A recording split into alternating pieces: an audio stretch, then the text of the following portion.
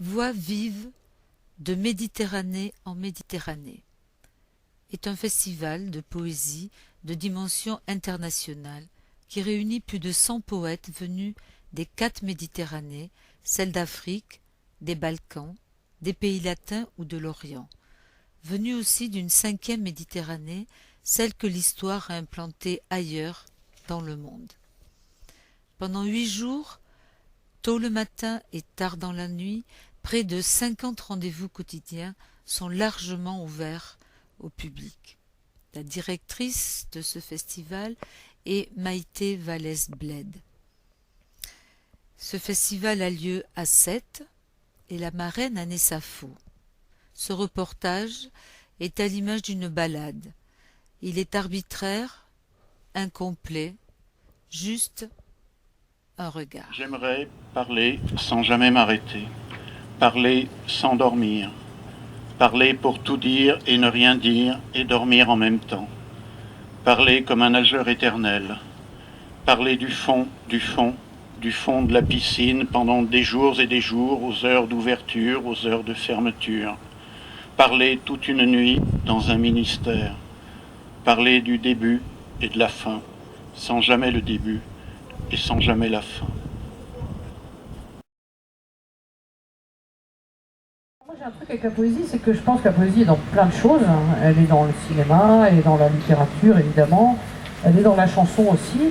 Je pense que la poésie écrite, voire même dite à voix haute, elle a perdu son statut en fait. C'était une activité qui existait, qui était le moyen de partager la poésie et qui a beaucoup disparu. Et je pense que la chanson, en France en tout cas, je pense aussi aux États-Unis d'ailleurs, avec des gens comme Bob Dylan et Jim Morrison, c'est devenu une expression mélangée à travers de la poésie et de la musique qui font des chansons.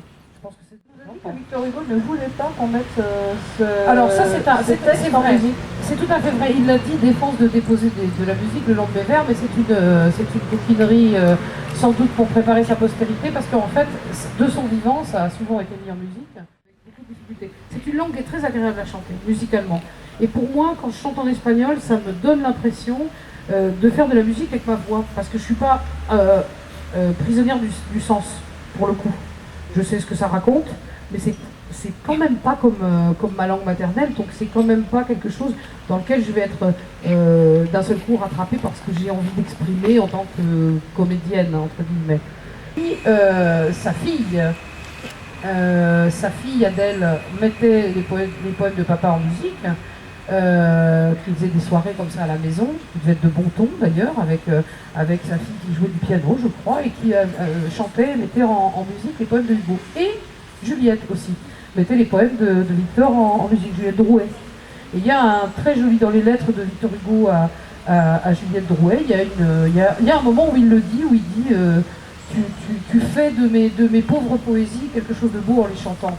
Souvent, pour les Espagnols, ils disent, quand ils sortent de mes concerts, ils disent je n'ai pas tout compris, mais elle a un bon accent. Mais la couleur n'a pas de braise à sa mesure.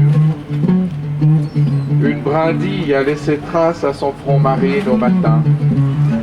Qu'elle se dévoile, elle change, imprécise, et c'est l'iris imprévisible de sa ruse. Elle a bleui les lèvres de la terre. Elle est lavande dans la paume aqueuse au détour des chemins de grain. Son huile exulte à sanctifier des prés où elle ne laisse pas monter l'écume. Le blanc tient sa sournoise revanche, ses ruades, ses élans, brisent les mots. J'ai consenti, face au désastre, à la puissante étreinte originelle, mais je n'ai pas encore perdu de vue le bleu de la blessure, troué de lymphe, et le bleu comme en gloire de l'obscur où se renouvelle l'attente.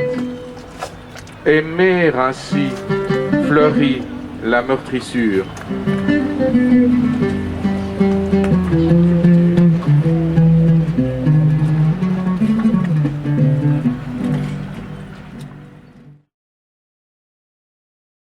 Écoutez, bizarrement, c'est plus facile pour moi de chanter en arabe classique qu'en français. Et plus facile pour moi de chanter en marocain, en daréja, alors que je pensais ne plus le parler, hein, qu'en arabe classique. Et c'est là où il y a un mystère extraordinaire. C'est votre langue maternelle aussi. Oui, c'est une langue antélangagière, je l'ai dans l'oreille avant même le langage. Et c'est la langue de la maison, mais je ne la parlais pas. Parce que mon père me disait ou tu parles français ou tu parles arabe et pas petit nègre. Donc du coup je choisissais le français. Donc je l'ai peu parlé, mais elle était là et c'est assez étonnant quand même de voir comment cette première rencontre avec la langue vous inscrit si fort. On parlait du printemps arabe tout à l'heure. Vous êtes une femme engagée, vous avez toujours défendu les femmes justement au Maghreb, les sans-papiers. Comment vous avez reçu ce qui se passait donc, dans tous ces pays? Et est-ce que vous avez écrit, est-ce que vous allez écrire là-dessus? Alors, je ne sens pas le droit d'écrire dessus parce que je ne suis pas allée. Je suis allée au Maroc et j'ai senti une effervescence, etc. Peut-être que ça viendra, mais pour l'instant, je ne me sens pas trop le droit de le faire. Cela dit, quand j'ai entendu ça, pour moi, c'était historique. Pour moi, j'ai eu un moment de bonheur, tout en ayant tout de suite après un moment de frayeur. Voilà. Alors, le moment de bonheur, c'est de dire, enfin, les Arabes, on ne va pas dire d'eux qui sont... que dans le monde arabe, on peut avoir ou un dictateur ou les frères musulmans. Il y a une troisième voie, il y a les jeunes Arabes demandent la démocratie, et ça, c'est historique. Ils font bouger les lignes.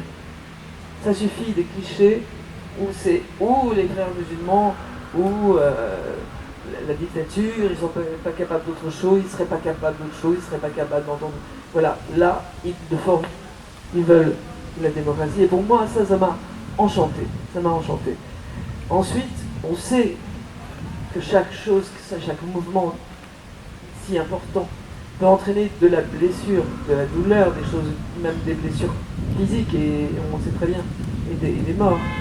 Et on ne peut que redouter pour ces pays ce passage de violence. Mais en tout cas, historiquement, il s'est passé quelque chose qu'on ne pourra jamais remettre en cause, qui sera dans la mémoire et qui va être déterminant pour le futur de ces mondes arabes. Et moi, je trouve ça très beau, très important.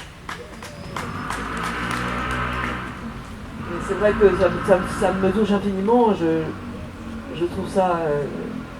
c'est plein d'espoir. Et ça peut changer toute la donne géopolitique mondiale. Alors, moi, j'observe, je regarde ça avec intérêt. Et j'aimerais beaucoup que effectivement ces changements soient effectifs. Il y a longtemps. Oui, mais lorsque je suis allée à chanter à Gaza et des deux côtés de la guerre israélo-palestinienne, c'était vraiment très clair, très militant. C'était parce que à l'époque, il y avait encore Arafat, il y avait je dis pas que c'est fini. Hein, il y avait une sorte de mouvement qui pouvait aller vers la paix et un espoir, et je voulais appuyer cet espoir, et je voulais une paix juste au Moyen-Orient, non pas juste la paix, mais une paix juste, c'est-à-dire un État palestinien, etc. etc. Et donc, le fait d'être juive, marocaine, etc., je marquais par ma présence, c'était un acte politique, et puis c'était en même temps extrêmement beau, émouvant, on ne pouvait pas savoir. Je crois que le plus beau concert de mon existence, c'est celui que j'ai fait à Gaza. C'était incroyable, incroyable. C'est-à-dire que j'ai chanté et au bout de quelques temps, d'abord les gens, c'était une prison géante, hein, il n'y avait pas de la musique qui pénétrait quand on est arrivé.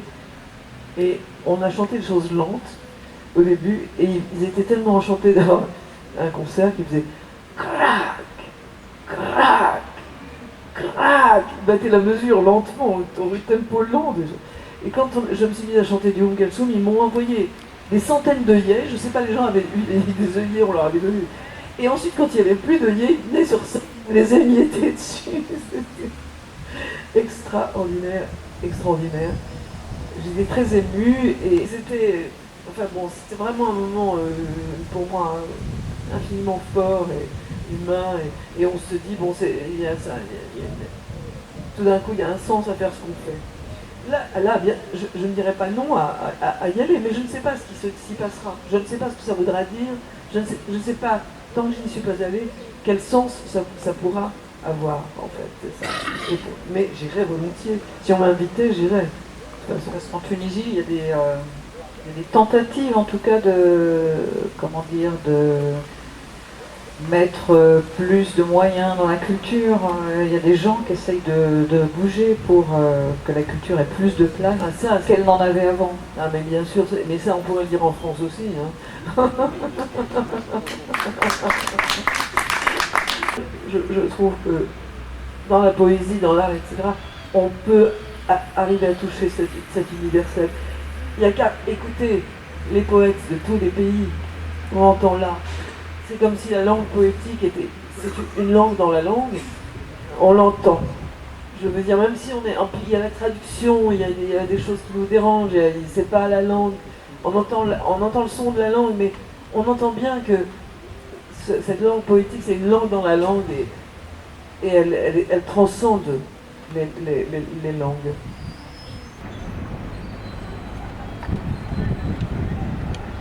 مجللة بشراتهم بالأحلام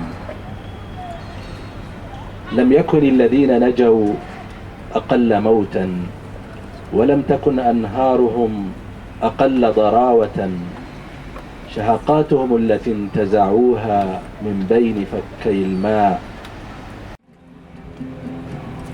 Leurs visages couverts de rêves. Ceux qui furent sauvés n'en étaient pas moins morts. Leurs fleuves n'en étaient pas moins violents. Les soupirs qu'ils retirèrent des mâchoires de l'eau étaient modérés. L'espoir les entraîna. Alors ils s'accrochèrent à leurs regards acérés pour rompre chaque occasion d'atteindre les profondeurs, pour creuser le silex de leur nuit et passer.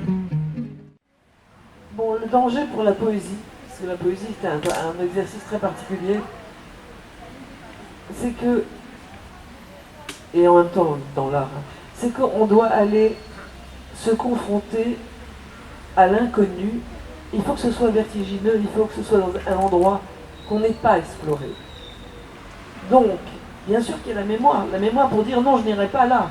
Je n'irai pas là, je connais, ça va, j'ai fait, au secours, on connaît, c'est un cliché, etc. Le fait d'aller casser le langage, d'aller se battre avec le langage à un endroit qu'on n'a pas encore exploré, à chaque fois remettre en cause, remettre le tout en jeu, c'est vertigineux, c'est un exercice qui peut vous rendre pas fou, mais c'est un exercice limite.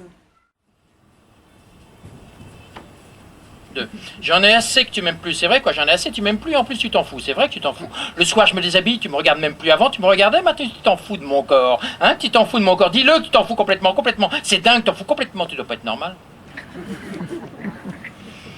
Je peux plus te parler, on se parle plus, si tu me dis pas que tu m'aimes, je peux plus te parler, moi je peux même plus te parler, je peux même plus te dire que je t'aime, j'ai plein de choses à te dire, mais toi tu me dis plus rien, alors je te les dis plus non plus, ça me fait autant de mal de pas te les dire que de pas les entendre.